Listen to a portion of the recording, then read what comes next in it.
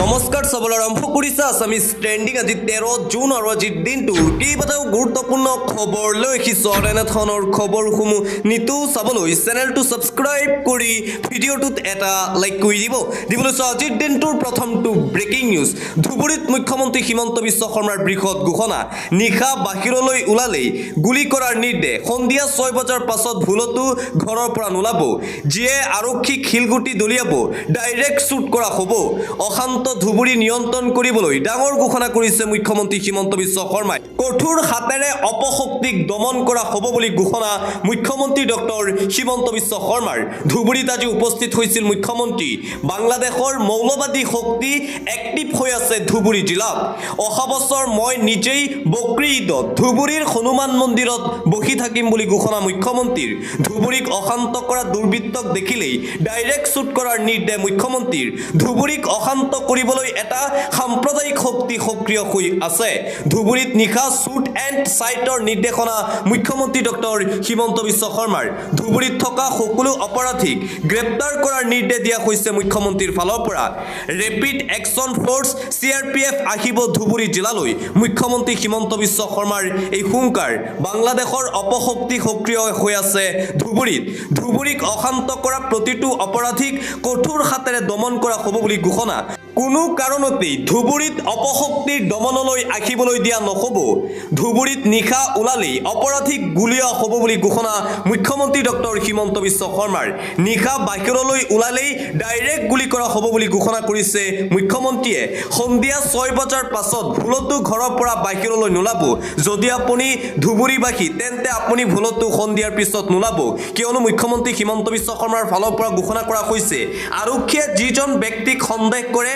যেন এইগৰাকী ব্যক্তি অপৰাধী এইগৰাকী ব্যক্তি কিবা অপৰাধমূলক কামত জড়িত আছে আৰু সেই সন্দেহৰ ভিত্তিতেই আৰক্ষীয়ে সেই লোকজনক লক্ষ্য কৰি গুলি চালনা কৰিব পাৰিব মুখ্যমন্ত্ৰী ডক্টৰ হিমন্ত বিশ্ব শৰ্মাই আৰক্ষীসকলক এই বিশেষ নিৰ্দেশনা দিছে ধুবুৰীত ৰাতি শ্বুট এণ্ড সাইট অৰ্ডাৰ দিয়া হৈছে যোনে শিল মাৰিব পুলিচে ডাউট কৰিলে তাক গুলি মাৰিব আন এটা ব্ৰেকিং নিউজ এই মুহূৰ্তত আহি পৰিছে বিজেপিৰ একাংশ IT সেল এতিয়া নামি পৰিছে ভুৱা প্ৰচাৰ চলোৱাত প্ৰদেশ কংগ্ৰেছৰ অফিচিয়েল ফেচবুক পেজত এটি বিশেষ পোষ্ট কৰা হৈছে কিছু সময় পূৰ্বে আমি জ্ঞাত হৈছো যে বিজেপি IT সেলৰ কিছু সদস্যই কংগ্ৰেছৰ হোৱাটছআপ গ্ৰুপ বুলি কিছু ভুৱা প্ৰচাৰ চলাই আছে প্ৰদেশ কংগ্ৰেছৰ সভাপতি গৌৰৱ গগৈ ডাঙৰীয়াৰ নেতৃত্বত কংগ্ৰেছৰ শক্তিশালী ৰূপ দেখি বিজেপিয়ে যে ভয় খাইছে ইয়াত তাৰ জ্বলন্ত উদাহৰণ এনে ধৰণৰ ভুৱা প্ৰচাৰ কেতিয়াও গ্ৰহণযোগ্য নহয় আমি অতি শীঘ্ৰেই এনে ভুৱা প্ৰচাৰ চলোৱাসকলৰ ওপৰত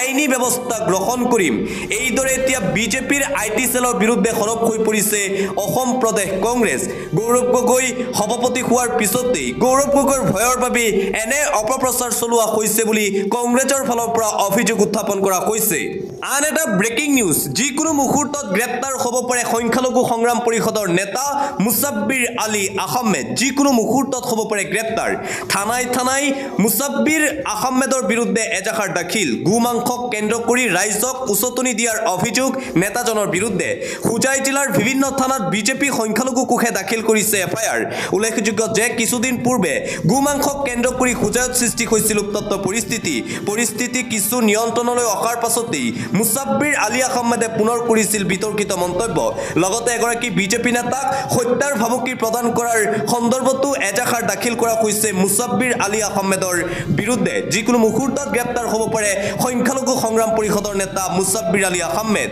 আন এটা গুৰুত্বপূৰ্ণ খবৰ বেদখলকাৰীৰ কবলত সত্ৰৰ হাজাৰ বিঘা ভূমি কোন জিলাত কিমান দখল বেদখলকাৰীৰ কবলত ৰাজ্যৰ অবৈধভাৱে দখল কৰা ভূমিত চলিব উচ্ছেদ মুখ্যমন্ত্ৰী হিমন্ত বিশ্ব শৰ্মাৰ বিশেষ তথ্য বেদখলকাৰীৰ কবলত সত্ৰৰ হাজাৰ বিঘা ভূমি সত্ৰৰ ভূমি বেদখলমুক্ত কৰিবলৈ দৃঢ় প্ৰতিজ্ঞ অসম চৰকাৰ দয়া নাই ক্ষমা নাই নীতিৰে চৰকাৰ প্ৰশাসনে শীঘ্ৰেই চলাব বলডজাৰ বেদখলকাৰীৰ বিৰুদ্ধে অসমৰ সত্ৰসমূহৰ 15,288.52 বিঘাতকৈও অধিক ভূমি এতিয়া বেদখলকাৰীৰ কবলত কেৱল বৰপেটা জিলাতেই 7,137 বজালী নগাঁও লখিমপুৰ ডিব্ৰুগড় কামৰূপ বঙাইগাঁও মাজুলী আৰু ধুবুৰী জিলাতো অধিক হাৰত ভূমি অবৈধভাৱে দখল কৰিছে বেদখলকাৰীয়ে অসম সত্ৰভূমি সমস্যা পৰ্যবেক্ষণ আৰু পৰীক্ষণ আয়োগৰ প্ৰতিবেদনত বিস্ফোৰক তথ্য সামাজিক মাধ্যমৰ জৰিয়তে মুখ্যমন্ত্ৰী ডক্টৰ হিমন্ত বিশ্ব শৰ্মাই জনালে এই কথা শীঘ্ৰেই হয়তো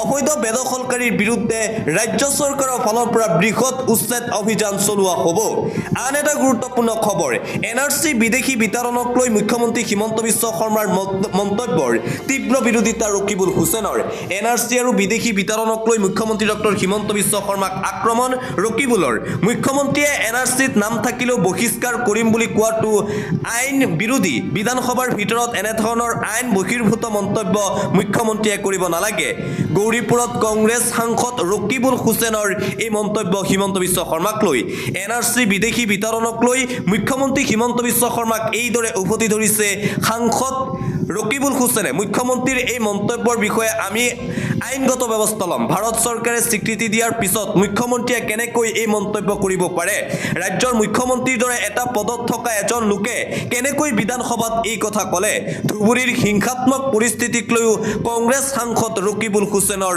মন্তব্য শান্তিৰ নামত যাতে কোনো নিৰ্দোষী লোকক আৰক্ষী প্ৰশাসনে হাৰাশাস্তি নকৰে প্ৰশাসনক মই অনুৰোধ জনাইছোঁ সাধাৰণ লোকক হাৰাশাস্তি নকৰিবলৈ তেওঁলোক দোষী নে নিৰ্দোষী আইন আছে আদালত আছে বিচাৰ কৰিব তাৰ পিছত শাস্তি দিব প্ৰকৃত দোষীসকলক শাস্তি দিব লাগে নিৰ্দোষী লোকৰ ওপৰত অত্যাচাৰ হ'ব নালাগে বুলি মন্তব্য ধুবুৰীৰ কংগ্ৰেছৰ সাংসদ ৰকিবুল হুছেইনৰ আন এটা গুৰুত্বপূৰ্ণ খবৰ এটা ব্ৰেকিং নিউজ এই মুহূৰ্তত আহি পৰিছে এয়াৰ ইণ্ডিয়াৰ বিমানত পুনৰ অঘটন এইবাৰ এয়াৰ ইণ্ডিয়াৰ বিমানত বোমাতংক বিমানত থকা 156 জন যাত্ৰীৰ মাজত হাহাকাৰ পৰিস্থিতিৰ সৃষ্টি হৈছে দুৰ্বৃত্তৰ ভাবুকিৰ পাছতেই জৰুৰী অৱতৰণ কৰোৱা হৈছে বিমানখন থাইলেণ্ডত জৰুৰী অৱতৰণ এয়াৰ ইণ্ডিয়াৰ বিমানখন AI379 বিমানৰ জৰুৰী অৱতৰণ থাইলেণ্ডত বোমা থকাৰ ভাবুকি লাভ কৰাৰ পিছতেই হাহাকাৰ যাত্ৰীসকলৰ মাজত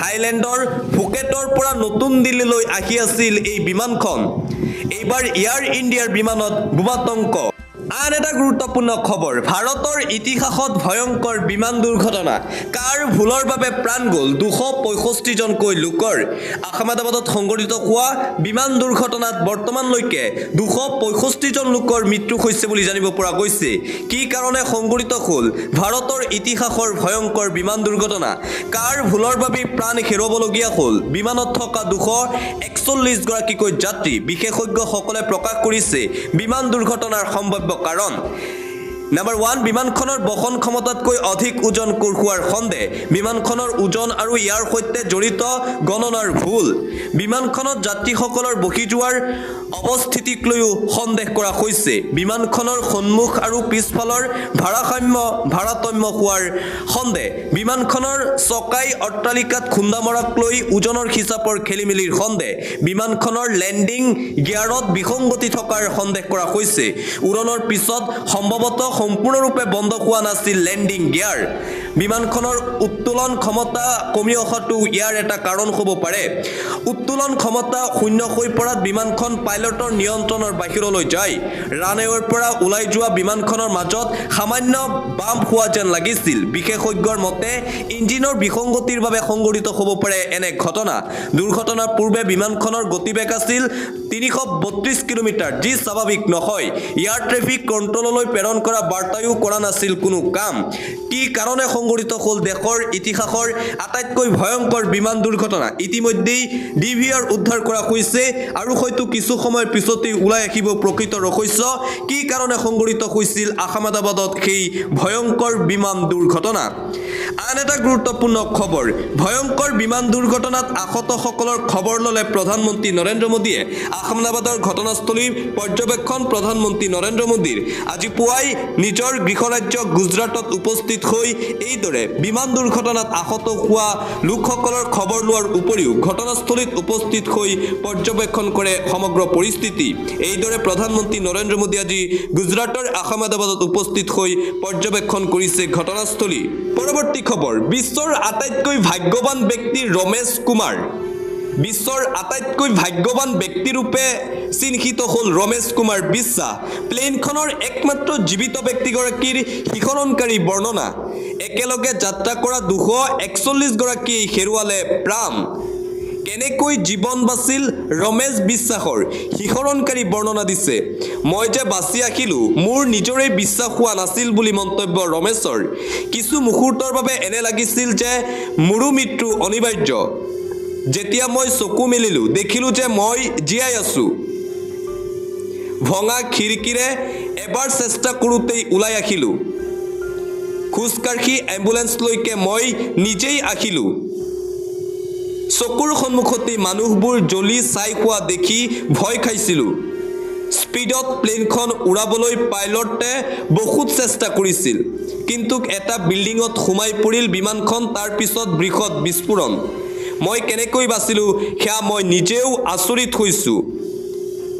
মোৰ বাওঁ হাতখন অগ্নিদগ্ধ হৈছে। মই যে জীৱিত এতিয়াও মই নিজকে বিশ্বাস কৰিব পৰা নাই। এইদৰে 242 জন যাত্ৰীৰ ভিতৰত এজন যাত্ৰী বাচি আহি সাংবাদিকৰ সন্মুখত সকলো কথা বিৱৰি ক'লে। আন এটা ব্ৰেকিং নিউজ। সোনমৰ প্ৰেমিক ৰাজাই আছিল মেঘালয়ৰ ভয়ংকৰ হত্যাকাণ্ডৰ মাষ্টাৰমাইণ্ড। মেঘালয় হত্যাকাণ্ডৰ আন এটা চাঞ্চল্যকৰ তথ্য পোহৰলৈ আহিছে। ৰাজাৰ ৰঘুবংশীক হত্যাকাণ্ডৰ ন ৰহস্য। সোনম নহয়, সোনমৰ প্ৰেমিক ৰাজ কুচুহাই আছিল সমগ্ৰ ঘটনাৰ মাষ্টাৰমাইণ্ড। হত্যাকাণ্ডত সহযোগ কৰা আটাইকেইজন আছিল সোনমৰ পূৰ্বৰ চিনাকি। সোনমৰ সন্মুখতেই স্বামীৰ মৃতদেহ দলিয়াই দিছিল সহযোগী কেইটাই। তাৰ পিছত গুৱাহাটীলৈ বোৰ্খা পিন্ধি আহিছিল সোনম। জোৰ কৰি বিয়াত বহোৱাৰ বাবেই স্বামীক হত্যা কৰা বুলি উল্লেখ কৰিছে। হত্যাকাণ্ডৰ বিনিময়ত 50,000 টকাৰ আগধন লৈছিল সোনমে। পোহৰলৈ আহিছে ৰাজাৰ ৰঘুবংশীক হত্যাকাণ্ডৰ ন ৰহস্য। আন এটা গুৰুত্বপূৰ্ণ খবৰ। বিজেপি চৰকাৰে সংখ্যালঘুক অত্যাচাৰৰ পৰিকল্পনা কৰিছে। মুখ্যমন্ত্ৰীৰ বিৰুদ্ধে আমি উচ্চতম ন্যায়ালয়লৈ যাম। আমছুৰ ফালৰ পৰা পুনৰবাৰ হুংকাৰ প্ৰদান কৰা হৈছে। বিজেপি চৰকাৰৰ পৰিকল্পনা কেনেকৈ অত্যাচাৰ কৰিব পাৰে মুছলমানক। এই চৰকাৰে মুছলমানক টাৰ্গেট কৰি প্ৰকৃত ভাৰতীয়ক হাৰাশাস্তি কৰিছে। সকলো তথ্য পাতি থকাৰ পিছতো অবৈধ বুলি মুছলমানক বিতৰণ কৰিব খুজিছে বিজেপিয়ে।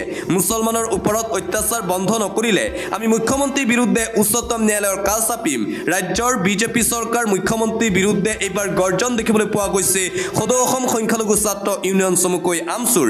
সংখ্যালঘু জনতাক শেষ কৰি দিব বিচাৰিছে বিজেপিয়ে। NRCক লৈ হিমন্ত বিশ্ব শৰ্মা চৰকাৰে ৰাজনৈতিক খেল আৰম্ভ কৰিছে অসমত। চৰকাৰৰ এই সমগ্ৰ প্ৰক্ৰিয়াটো অসাংবিধানিক আখ্যা আমছুৰ মুখ্য উপদেষ্টা আইনুদ্দিন আহমেদৰ। মুছলমানৰ ওপৰত অত্যাচাৰ চলি থাকিলে ৰাজপথলৈ ওলাই অহাৰ হুংকাৰ সংখ্যালঘুৰ। মুখ্যমন্ত্ৰীয়ে NRC সন্দৰ্ভত অতি স্পৰ্শকাতৰ বিতৰ্কিত মন্তব্য কৰিছে। উচ্চতম ন্যায়ালয়ৰ হস্তক্ষেপতহে NRC প্ৰক্ৰিয়াটো সম্পূৰ্ণ হৈছে অসমত। ভাৰত চৰকাৰে মান্যতা প্ৰদান কৰা NRCক লৈ মুখ্যমন্ত্ৰীয়ে কৰা মন্তব্য অযুক্তিকৰ। বিজেপি চৰকাৰে সংখ্যালঘুক কেৱল অত্যাচাৰ কৰাৰ পৰিকল্পনা কৰিছে বুলি অভিযোগ আমছুৰ। International breaking news. ইৰাণৰ বিৰুদ্ধে ইজৰাইলৰ অপাৰেশ্যন ৰাইজিং লায়ন। তছনছ ইৰাণৰ সৈন্য ঘাটি। ইৰাণৰ আৰ্মি চিফৰ মৃত্যু হৈছে বুলি জানিব পৰা গৈছে। আজি ইৰাণৰ ওপৰত সৰ্ববৃহৎ আক্ৰমণ চলাইছে ইজৰাইলী সেনাই আৰু এই আক্ৰমণৰ প্ৰত্যুত্তৰ দিবলৈ সম্পূৰ্ণৰূপে সাজু ইৰাণ। ইৰাণৰ পৰমাণু ঘাটিত ইজৰাইলৰ যুঁজাৰু বিমানে চলালে সংহাৰ। ইজৰাইলৰ আক্ৰমণত নিহত ইৰাণৰ আৰ্মি চিফ মহম্মদ বাঘেৰী। ৰাজধানী তেহৰানত ইজৰাইলৰ বায়ু সেনাই চলালে সংহাৰ। ইজৰাইলৰ আক্ৰমণত নিহত ইৰাণৰ আগশাৰীৰ নিউক্লিয়াৰ বিজ্ঞানী। অনাগত কেইবাদিনলৈ ইৰাণত ইজৰাইলে আক্ৰমণ চলোৱাৰ হুংকাৰ নেতান্যাহুৰ। বৃহস্পতিবাৰে ইজৰাইলে আক্ৰমণ কৰিব বুলি সকীয়নি দিছিল আমেৰিকাই।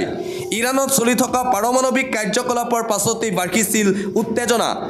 ইৰাণৰ বিৰুদ্ধে ইজৰাইলৰ অপাৰেশ্যন ৰাইজিং লায়ন দেখিবলৈ পোৱা গৈছে আৰু এই আক্ৰমণৰ প্ৰত্যুত্তৰ দিবলৈ এতিয়া সম্পূৰ্ণৰূপে সাজু হৈ পৰিছে ইৰাণ। ইৰাণে এনেকুৱা প্ৰত্যুত্তৰ দিব যি দশক ধৰি মনত ৰাখিব ইজৰাইলে। ইৰাণৰ ফালৰ পৰা এই হুংকাৰ প্ৰদান কৰা হৈছে আৰু ইতিমধ্যে ইজৰাইলত বাজিছে যুদ্ধৰ চাইৰেন। যিকোনো সময়ত ইৰাণৰ আক্ৰমণৰ শংকাত ভুগিছে এতিয়া ইজৰাইল। বতৰক লৈ এটা গুৰুত্বপূৰ্ণ খবৰ 13খন জিলালৈ জাৰি কৰা হৈছে আজিৰ দিনটোত য়েল্লো এলাৰ্ট তীব্ৰ গতিত ধুমুহা অহাৰ আগজাননী দিয়া হৈছে বতৰ বিজ্ঞান কেন্দ্ৰৰ ফালৰ পৰা প্ৰতি ঘণ্টাত 50ৰ পৰা 80 কিলোমিটাৰ বেগত আহিব ধুমুহা উৎকট গৰমৰ পৰা আজি সকাহ পাব ৰাজ্যবাসীয়ে বৰষুণৰ এলাৰ্ট ৰাজ্যৰ 13খনকৈ জিলালৈ আগন্তুক 3 দিনলৈ বৰষুণ অব্যাহত থকাৰ সম্ভাৱনা 13খন জিলালৈ আজিৰ দিনটোত বতৰ বিজ্ঞান কেন্দ্ৰৰ ফালৰ পৰা জাৰি কৰা হৈছে সতৰ্কবাণী সকলোকে সাৱধান আৰু সতৰ্ক হৈ থাকিবলৈ আহ্বান জনোৱা হৈছে বৰষুণৰ লগতে 50ৰ পৰা 80 কিলোমিটাৰ বেগত আহিব পাৰে ধুমুহা বতৰ বিজ্ঞান কেন্দ্ৰৰ ফালৰ পৰা এই জাননী আন এটা গুৰুত্বপূৰ্ণ খবৰ বিটিচি প্ৰধান প্ৰমোদ বড়োৱে বিটিচি চুক্তি উলংঘা কৰিছে বিটিচিৰ পৰ্বতজোৰা বাহবাৰীৰ থলুৱা লোকৰ ভূমি উচ্ছেদৰ সিদ্ধান্তক অসম বিৰোধী মন্তব্য কৃষক মুক্তি সংগ্ৰাম সমিতিৰ সাধাৰণ সম্পাদক বিদ্যুৎ শইকীয়াৰ পুনৰবাৰ হিমন্ত বিশ্ব শৰ্মাৰ বিজেপি চৰকাৰ আৰু